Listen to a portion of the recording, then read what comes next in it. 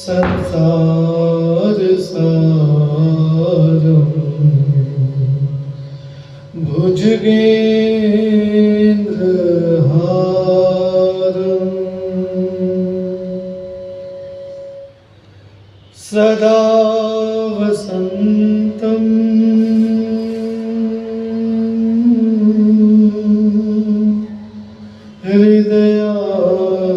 हृदयारविन्दे भवं भवानी सहितं नमामि भवं भवानी सहितं नमामि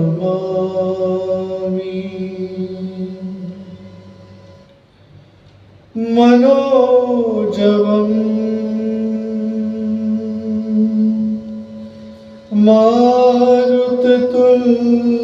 मारुततुल्यवेगम्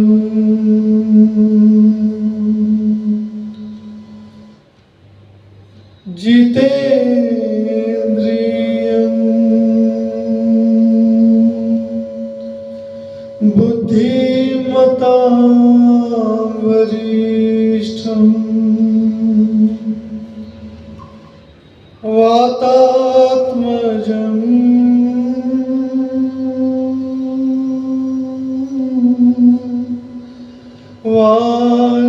वानरयूथ मुख्यं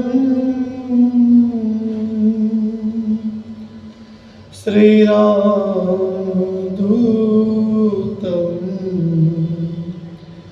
शरणं प्रपद्ये श्रीरामदूतं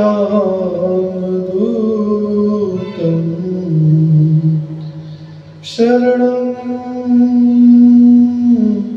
प्रपद्ये।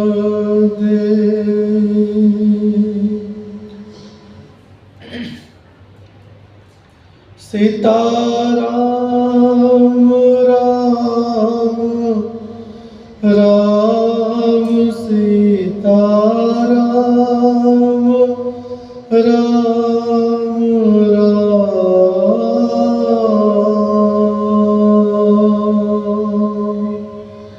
सीताराम राम राम सीता राम राम राम सीता राम राम राम सीता राम राम राम सीता राम राम सीता राम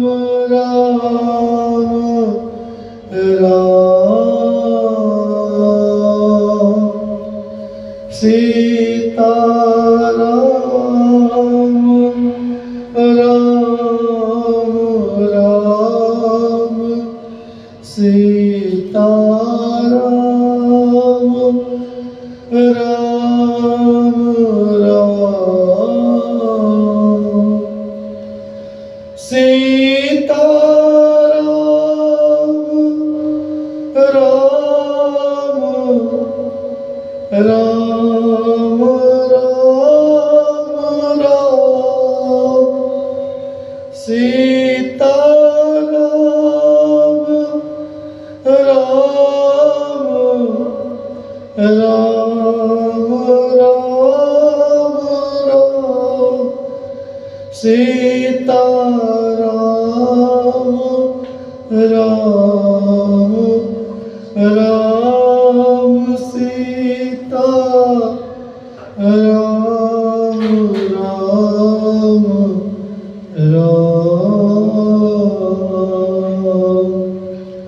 सीताराम राम राम सीताराम राम राम सीताराम राम राम सीता राम राम राम सीताराम राम राम सीता राम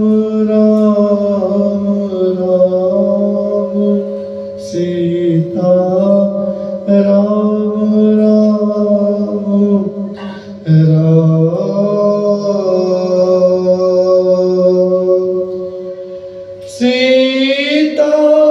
सीताराम राम राम राम राम ओ राजा राम राम राम राम राम सीता राम राम राम सीता राम राम राम सीता राम राम राम सीता राम राम राम सीता राम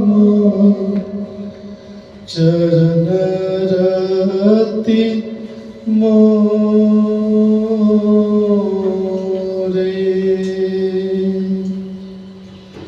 अनुदीन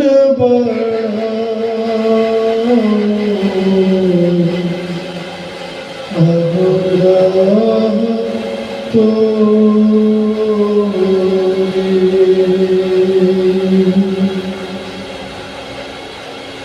जय विधि नाथ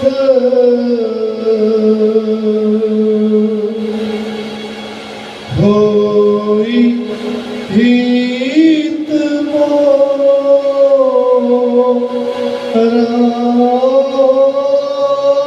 जय विधि नाथ होई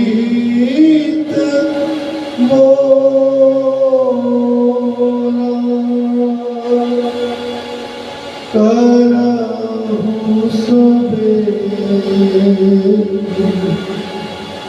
दास करहु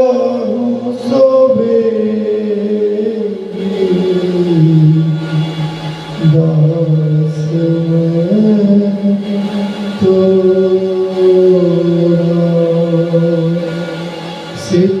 सीताराम राम राम राम सीताराम राम सीताराम राम राम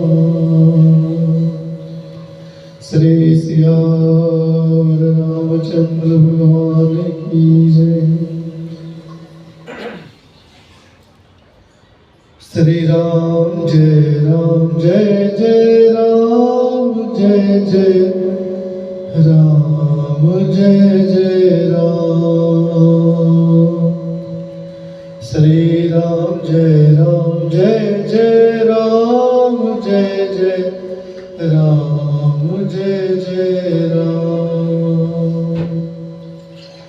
श्री राम जय जय राम जय जय राम जय राम। श्री राम जय जय राम जय जय राम जय राम। श्री राम जय जय राम जय राम। श्री राम जय जय राम जय राम। श्री राम जय जय राम जय राम जय राम।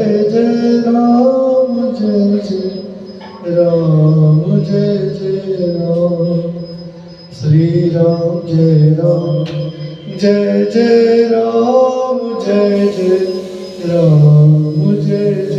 राम। श्री राम जय राम जय राम। श्री राम जय राम जय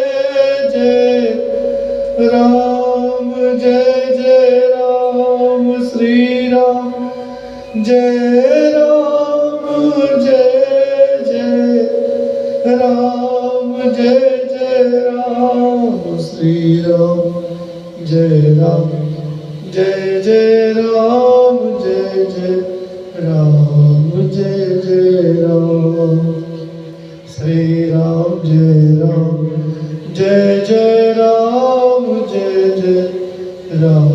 जय राम। जय राम जय राम जय राम जय राम। जय राम जय राम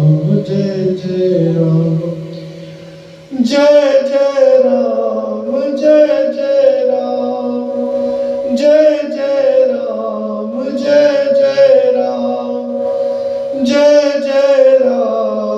जय राम। जय राम जय राम जय राम जय राम। जय राम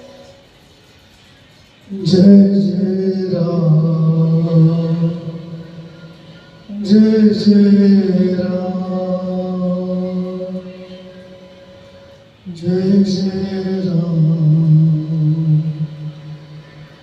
जय राम श्री सियावर रामचंद्र भगवान की जय।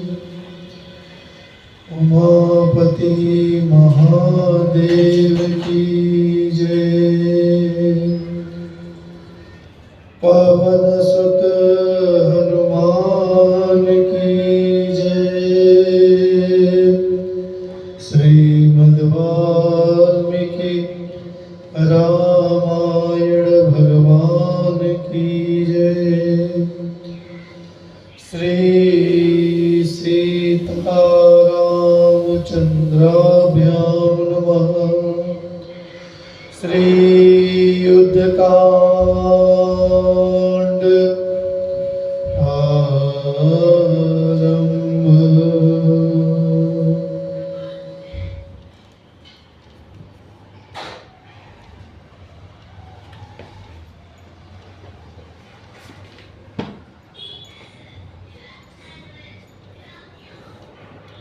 श्री सियावर रामचंद्र की जय। 69वां सर्ग। रावण के पुत्रों और भाइयों के युद्ध के लिए जाना और नरांतक का अंगद के द्वारा वध। दुरात्मा रावण जब शोक से पीड़ित हो इस प्रकार विलाप करने लगा, तब त्रिशिरा ने कहा, राजन, इसमें संदेह नहीं कि हमारे मजले चाचा जो इस समय युद्ध में मारे गए हैं, ऐसे ही महान पराक्रमी थे, परंतु आप जिस प्रकार रोते कलपते हैं उस तरह श्रेष्ठ पुरुष किसी के लिए विलाप नहीं करते। प्रभो, निश्चय आप अकेले ही तीनों लोकों से भी लोहा लेने में समर्थ हैं, फिर इस तरह साधारण पुरुषों की भांति क्यों अपने आप को शोक में डाल रहे हैं? आपके पास ब्रह्मा जी की दी हुई शक्ति, कवच, धनुष तथा बाण है, साथ ही मेघ गर्जना के समान शब्द करने वाले रथ भी हैं, जिसमें 1000 गधे जोते जाते हैं। आपने एक ही शस्त्र से देवताओं और दानवों को अनेक बार पछाड़ा है, अतः सब प्रकार के अस्त्र शस्त्रों से सुसज्जित होने पर आप राम को भी दंड दे सकते हैं। अथवा महाराज, आपकी इच्छा हो तो यहीं रहें, मैं स्वयं युद्ध के लिए जाऊंगा और जैसे गरुण सर्पों का संहार करते हैं उसी तरह मैं आपके शत्रुओं को जड़ से उखाड़ फेंकूंगा। जैसे इंद्र ने संबरासुर को और भगवान विष्णु ने नरकासुर को मार गिराया था, उसी प्रकार युद्ध स्थल में आज मेरे द्वारा मारे जाकर राम सदा के लिए सो जाएंगे। त्रिशरा की यह बात सुनकर राक्षस राज रावण को इतना संतोष हुआ कि वह अपना नया जन्म हुआ सा मानने लगा। काल से प्रेरित होकर ही उसकी ऐसी बुद्धि हो गई। त्रिशिरा का उपयुक्त कथन सुनकर देवांतक, नारायणतक और तेजस्वी अतिकाय ये तीनों युद्ध के लिए उत्साहित हो गए। मैं युद्ध के लिए जाऊंगा, मैं जाऊंगा, ऐसा कहते और गरजते हुए तीनों श्रेष्ठ निशाचर युद्ध के लिए तैयार हो गए। रावण के वे वीर पुत्र इंद्र के समान पराक्रमी थे। वे सब के सब आकाश में विचरण करने वाले माया विशारद, रण दुर्मद तथा देवताओं का भी दर्प दलन करने वाले थे। वे सभी उत्तम बाल बल से संपन्न थे। उन सब की कीर्ति तीनों लोकों में फैली हुई थी और समर भूमि में आने पर गंधर्वों, किन्नरों तथा बड़े बड़े नागों सहित देवताओं को भी कभी उन सब की पराजय नहीं सुनी गई थी। वे सभी अस्त्रविद्ता, सभी वीर और सभी युद्धों में के कला में निपुण थे। उन सबको शस्त्रों और शास्त्रों का उत्तम ज्ञान प्राप्त था और सबने तपस्या के द्वारा वरदान प्राप्त किया था। ये सूर्य के समान तेजस्वी तथा शत्रुओं की सेना और संपत्ति की रौंद डालने वाले उन पुत्रों से घिरा हुआ राक्षसों का राजा रावण, बड़े बड़े दानवों का दर्प चूर्ण करने वाले देवताओं से घिरे हुए इंद्र की भांति शोभा पा रहा था। उसने अपने पुत्रों के हृदय से लगाकर नाना प्रकार के आभूषणों से विभूषित किया और उत्तम आशीर्वाद देकर रणभूमि में भेजा। रावण ने अपने दोनों भाई युद्धोन्मत और मत को भी युद्ध में कुमारों की रक्षा के लिए भेजा। वे सभी महाकाय राक्षस समस्त लोगों को रुलाने वाले महामाना रावण को प्रणाम और उसकी परिक्रमा करके वो युद्ध के लिए प्रस्थित हुए। ये सब प्रकार की औषधियों तथा गंधों का स्पर्श करके युद्ध की अभिलाषा रखने वाले त्रिशिरा, अधिकाय, देवांतक, नरांतक, महोदर और महापार्श्व ये 6 महाबली श्रेष्ठ निशाचर काल से प्रेरित हो युद्ध के लिए पुरी से बाहर निकले। उस समय महोदर ऐरावत के कुल में उत्पन्न हुए काल मेघ के समान रंग वाले सुदर्शन नामक हाथी पर सवार हुआ। समस्त आयुधों से संपन्न और तूरीणों से अलंकृत महोदर उस हाथी की पीठ पर बैठकर अस्ताचल के शिखर पर विराजमान सूर्यदेव के समान शोभा पा रहा था। रावण कुमार त्रिशिरा एक उत्तम रथ पर आरूढ़ हुआ, जिसमें सब प्रकार के अस्त्र शस्त्र रखे गए थे और उत्तम घोड़े जुटे हुए थे। उस रथ में बैठकर धनुष धारण किए त्रिशिरा विद्युत उल्का ज्वाला और इंद्र धनुष युक्त मेघ के समान शोभा पाने लगा।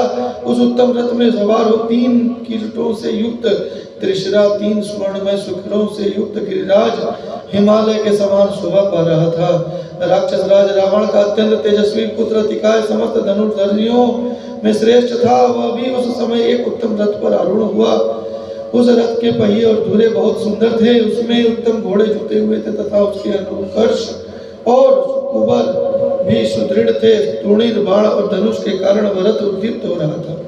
प्राप्त खड्ग और परिघों से वह भरा हुआ था। वह स्वर्ण निर्मित विचित्र एवं दीप्तिशाली किरीट तथा अन्य आभूषणों से विभूषित हो अपने प्रभास से प्रकाश का विस्तार करते हुए मेरु पर्वत के समान सुशोभित था।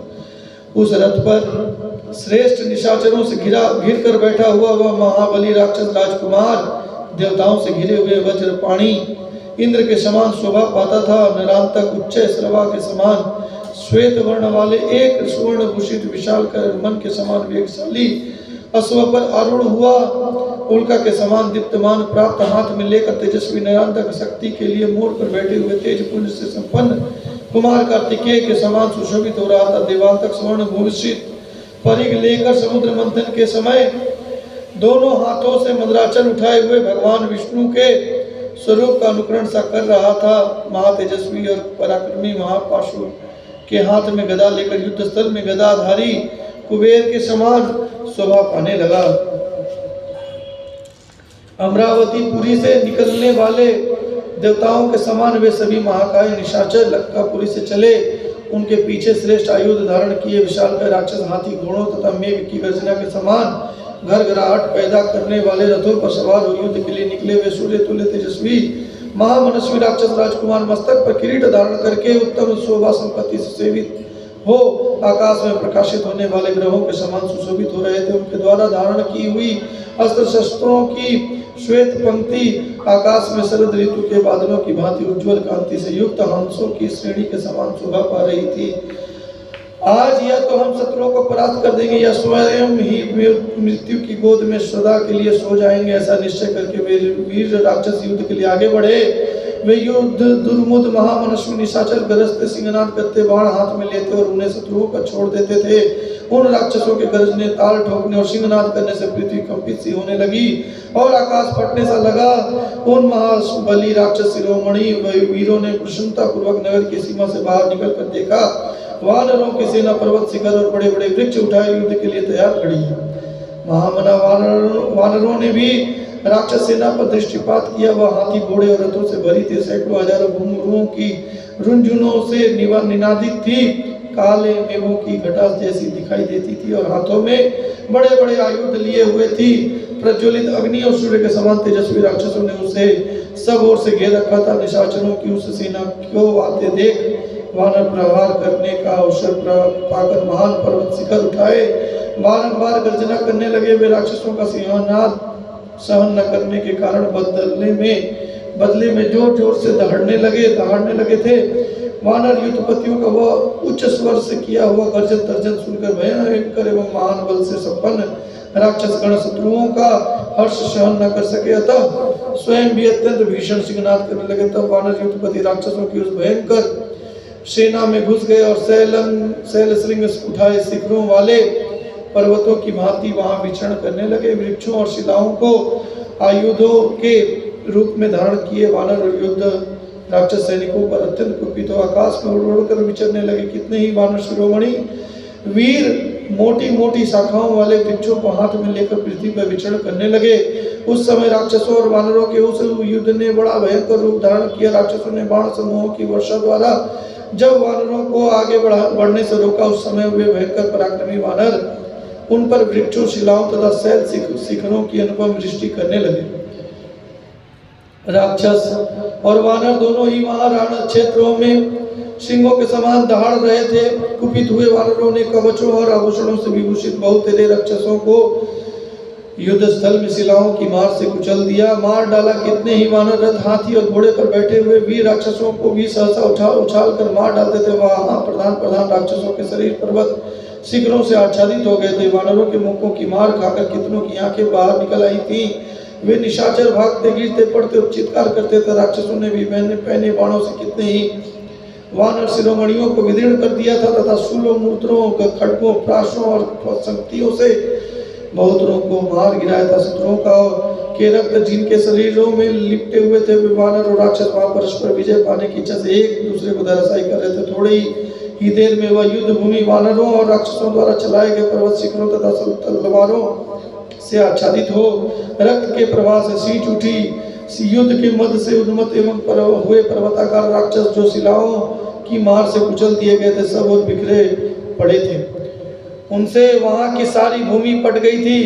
राक्षसों ने जिनके युद्ध के साधन भूत शैल शिखरों को तोड़ फोड़ डाला था, वे वानर उनके प्रहारों से विचलित किए जाने पर उन राक्षसों के अत्यंत निकट जा अपने हाथ पैर आदि अंगों द्वारा ही अद्भुत युद्ध करने लगा। राक्षसों के प्रधान प्रधान वीर वानरों को पकड़कर उन्हें दूसरे वानरों पर पटक देते थे।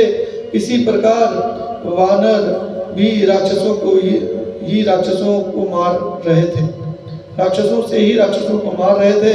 उस समय राक्षस अपने शत्रुओं के हाथ से शिलाओं और शैल शिखरों को छीनकर उन्हीं से उन पर प्रहार करने लगे तथा वानर भी राक्षसों के हथियार छीनकर उन्हीं के द्वारा उनका वध करने लगे।